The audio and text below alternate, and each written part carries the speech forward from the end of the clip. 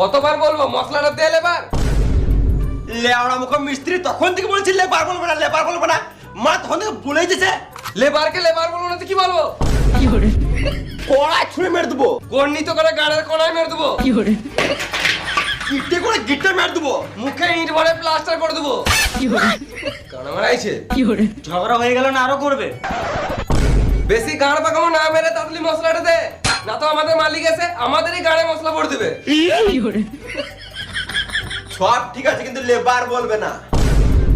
আরে আমি ওটা বলতে চাই নাই, লেবার মানে হলো লে মশলাটা বার, আমি কাজটা করি।